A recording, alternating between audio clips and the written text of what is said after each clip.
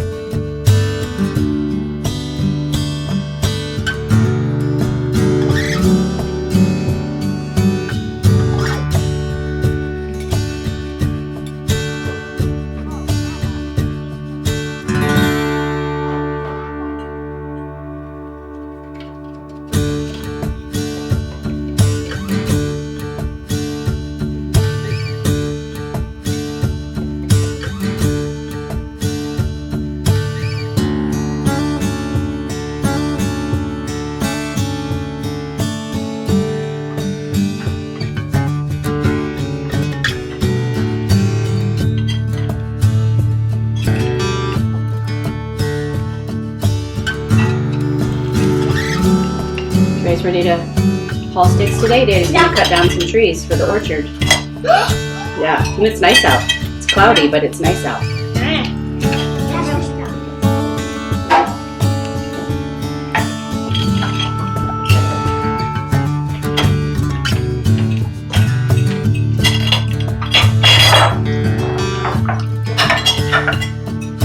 I got a couple trees cut down yesterday, guys, and only cut my leg once. Well, I ordered some chaps last night for my legs. Hopefully they're gonna turn out. What, Joe?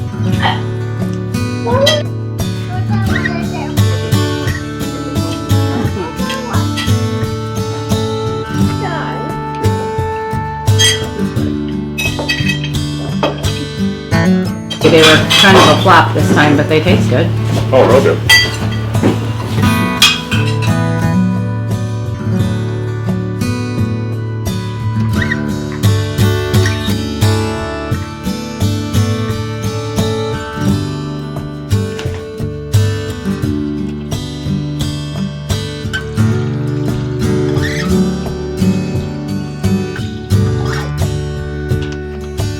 There is a method to my madness here. These are all my seeds, and I've got them organized for direct sow late, direct sow early, right after or a few weeks before the first frost.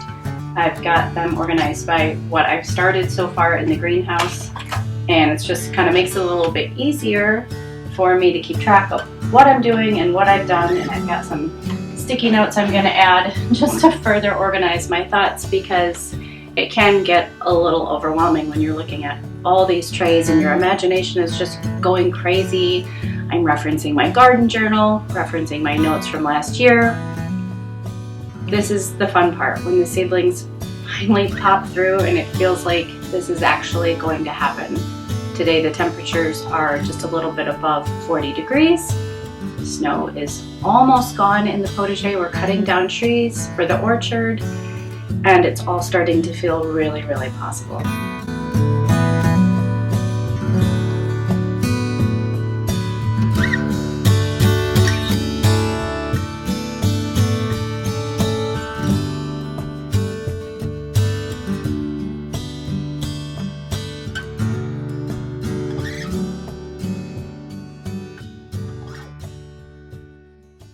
This is my second season gardening in northern Wisconsin, so it's our second year with the potager. Thankfully, a lot of the hardscaping and actual bed creating got done last year, but we do have quite a few more beds to make so we can grow a significant amount of produce this year. And something I'm doing that I didn't do last year, and I've actually never done before, things like beets and rainbow chard, kale. There are things that I would typically just direct sow, but I learned last year that our season is probably 4 to 5 weeks shorter than I'm accustomed to. So I'm starting those seeds so that I can get the jump on it and get as much food grown as possible. So I'm hoping that's a good plan. I'm hoping that works out. I will still successive sow, so I will direct sow after I get these seedlings in the ground. But I think by using the started plants, that will give us a jump on being able to eat fresh from the garden this spring and summer.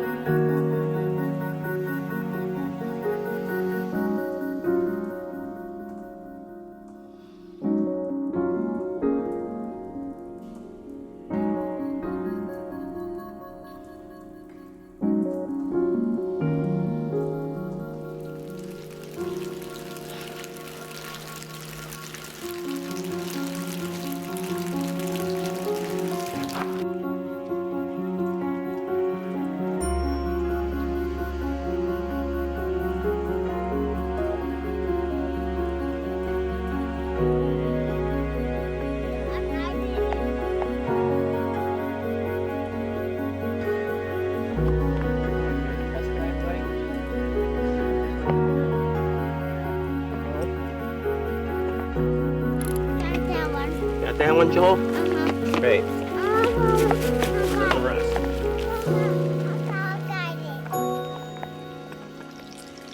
So here's the deal. My plans for a full work day outside have been foiled by lake effect rain. So we're out here in the middle of Lake Michigan, and apparently it's going to rain all day. So we were outside helping Joel cut down trees and build burn piles and stack firewood for years to come. He sent us inside because the children looked like little drowned rats, and I just couldn't bear to go inside. So I'm sitting here on my bench, and I want to talk to you about dreams. I was recently tagged by Abby Jo at Forgotten Way Farms, and she's like, "Ange, I want you to share with your audience about your dreams, about dreaming. I think if anyone can do it, you're the person to do it." So that was really flattering, but I thought, hey, you know what, I will do that because we are living the dream, as cheesy as that sounds, and it really sounds cheesy, but we fought really hard to get here. We worked really hard to bring this dream of living in Door County to fruition, and now we're enjoying it. We're experiencing it every day, and it really never gets old. When we drive down the road and see that lake just to run errands, I'm humbled and joyful and so full of gratitude. I can't believe that this is where we are. So in the spirit of New Year's resolutions, I went back to the drawing board and I started thinking, it is easy to get complacent and to put your dreams on the back burner when everyday life comes into play. So I wanted to just reanalyze, what are my dreams? What sort of other things do I want to accomplish? And I went back to this idea that I've had for a really long time of owning a patisserie in Door County. And my eldest daughter, her name is Amelie, and I love the name Patisserie Amelie. And so I've started taking notes and really nurturing that dream again. I went to the local community college and investigated taking a food prep course. I've gone to a few coffee shops in the area and said, would you carry my macaroon if we brought them packaged and they were ready to go? And I've gotten some really good feedback, so I think that'll be a great way to get our foot in the door and just establish that brand in the community, so that someday when we're able to open our doors, people already kind of have a feel for that. So Patisserie Amelie is one of my dreams for the future. I also have many, many dreams for this property. So we did buy this home with its shabby outbuildings, which you've seen in the Euro Village. And I am going to turn this property into a farm. And that's what you can hear Joel doing in the background right now, clearing tree after tree so we can even put our orchard in. But what we're trying to create here is something that's been going on in my brain for a long time. I want to create this French and British, European inspired estate. I want it to feel like an estate, and not in like a swanky way when you come down the driveway, but I want stone and roses and vegetables and herbs and little nooks and crannies where you can go tuck away and read a book, and an apiary where the bees are just living the dream themselves. And so every day we're still chipping away at turning this property into the dream. So living here surely was a dream come true, and we worked really hard to make that happen. But now there are still many, many dreams in what this property is going to end up looking like, and how this property is going to end up blessing our family in the future. I'm always thinking about the future. We have the lawn out here off the Potager, and in my mind, do you know what I see? I see a big white tent where my children are getting married. And across the lane, we have the land that we're clearing for the orchard. And I see, 20 fruit trees just full of pink blossoms in the spring. And I see my grandchildren, and God willing, my great-grandchildren coming to harvest that fruit someday. It's all part of this master dream. I also have this dream of writing another cookbook, and I have this dream of writing the most beautiful book on gardening ever made. I know that's really lofty and ridiculous, but I want to create something that can be cherished by my fellow gardeners, something that they can go to in the dead of January when they're just craving the soil and craving gathering fruits and vegetables and flowers. Someday I am going to write a beautiful, beautiful, inspiring gardening book, and it's going to pour out of every cell in my body. I can't wait. That is a dream that will come to fruition. I do want to write another cookbook. I do want to write a cookbook about French cooking with children. Lots of stuff going on in my brain, right? So it's really important to prioritize for me and decide what is top on the priority list. How am I going to model my life? How am I going to put together our family routine to see those dreams come about? You have to work really hard at your dreams. And so I know we're on this playlist, we've been tagged to talk about my dreams, but I wanted to take a minute and encourage you with your own dreams. In encouraging you to see your own dreams come about, I want to challenge you to take those dreams and take them kind of out of the sky and bring them down and start calling them goals.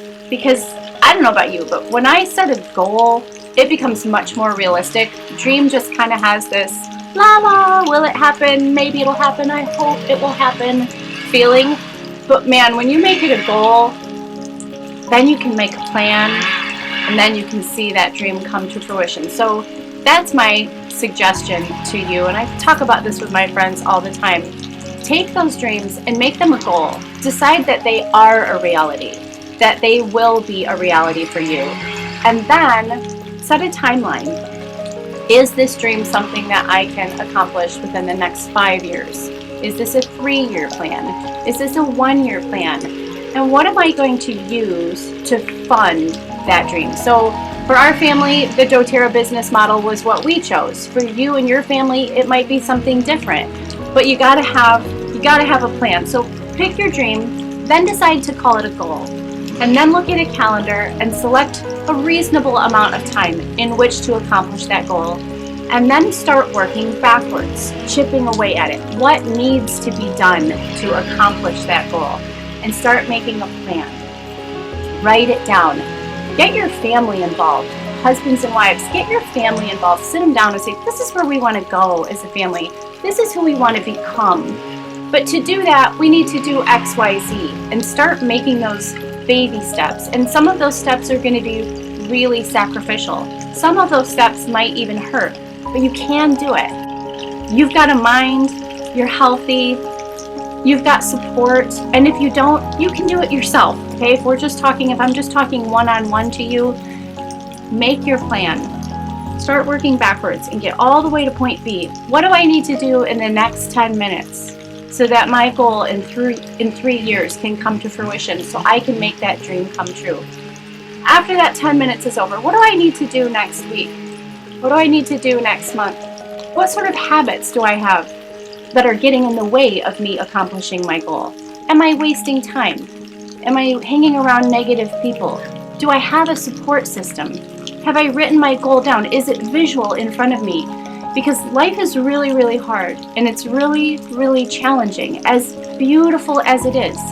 And it's so easy to get off course and swayed, right? You can sign on to social media, you can be having the best day of your life, and you can sit there and foolishly sign on to social media and see something that just brings you down. It just takes your spirit down. And all of a sudden you're off course. You're just off course for the sort of day you wanted to have. So guard your heart, guard your mind, look at your habits and see, is the way I plan my days, is the way I spend my days going to get me where I want to be a week from now, a month from now, a year from now, 3 years from now? And if you start taking those little baby steps, you're going to see that your dreams are actually going to start coming true because you've changed that mindset. You're calling them goals, you're making a plan, and you're taking steps every day to stick to that plan. So something I do is I do make a dream board. I keep my goals, my dreams, if you will, front and center in my office. I'm always verbalizing them. I'm not afraid to talk with Joel about my dreams. And sometimes he rolls his eyes, and sometimes he just helps me and listens to me as I just get it out of my system so I can formulate my thoughts by talking. But find a friend, find a safe person that you can start saying these very bold things that are going on in your heart too. It's really, really important. Another thing that I do is I write them down. For me, for my personality type, if I write it down, it's going to happen. I also make a plan. What does this look like? I write down the plan. Even if it's just crazy, and a lot of times it's really too lofty. My plans are way too lofty. I think I can move forward much faster than I actually can, but that's okay. At least it's down on paper and I have a clue about how I'm going to get where I'm going. It's very important to expose yourself to a positive atmosphere. I'm not a Pollyanna. I don't mean to sound weird, but you really want to expose your heart and your mind to thoughts and people that will encourage you. And I will tell you, most likely when you decide on that goal, when you decide to bring that dream into a reality, you're going to get resistance. You're going to get pushback. It happens every single time. So when you get that resistance and that pushback, just know that you're on the right path. A lot of times people are really uncomfortable with our dreams. They love us. They care for us deeply. But maybe we're thinking outside the bun, right? And they're not used to that. And so be ready. Be ready for resistance. Be ready for pushback. Maybe a few eye rolls. That's okay. If they're wise people, take their counsel. But don't be afraid to move forward. Okay, that's my heart for you today. In being asked to talk about my dreams, I really wanted to talk about yours. Don't be afraid to look at that dream, decide that by the grace of God it's going to happen, and you're going to use the skills He gave you to make it happen. Start calling it a goal instead of a dream. Start making a plan, make up a timeline, surround yourself with positive people, put that dream, that goal front and center around the house where you can see it all the time, Let your family know what your intentions are. Be ready to make sacrifice. Be ready to work hard. Surround yourself with cheerleaders. I'm your biggest cheerleader. Let me know what your goals and your dreams are for the future. I want to hear all about them. Thanks so much for following my family and I on Everyday Château, dear. We really, really appreciate it. We have so much in store for you over the next couple years. I'm so touched that you want to follow along as we redo this house. That's crazy. That's totally humbling. Now I'd like to take a second and I'm going to do what everyone else is doing here with this dream conversation. I'm going to tag a few people. So I would like to tag my friend Patty at Life on Lemon Lane. She is a doll. I love her. I'm so enjoying getting to know her better. I'd love to hear all about her dreams. And I'm going to tag my best girlfriend, Shay Elliott, at the Elliott Homestead. Shay and I are extremely like-minded. We're go-getters. We have big dreams. So if you have big dreams, you're going to be in really good company listening to Shay tell you all about her dreams for the future. I hope it's okay with you, Shay. I'm calling you out. I want to hear all about your dreams. All right, everyone. It's raining and drizzly. My plans for the day were foiled, but I really enjoyed this time with you. I hope you enjoyed this little special episode of Everyday Château. I'm actually headed with my girls to the Elliott Homestead next week. So we're going to have some great things to bring you pretty soon. A biento. Thanks for watching. Be sure to thumbs up and subscribe. Share if you care. I love you guys. We really, really appreciate your support. Dream big. Make those goals.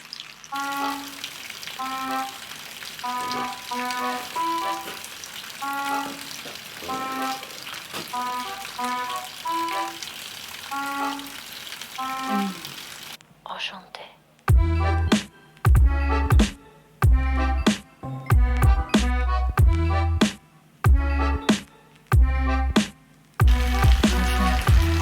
So my eldest daughter, her name is Patisserie Amélie. And normally chocolate.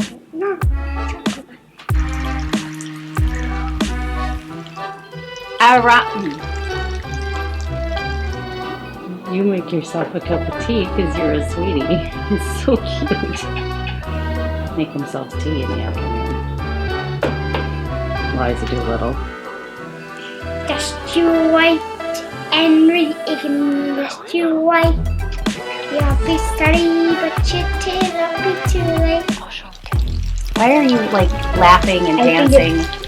I'm just cold, and I thought it was funny that you said my name is Patisserie Amélie. I did?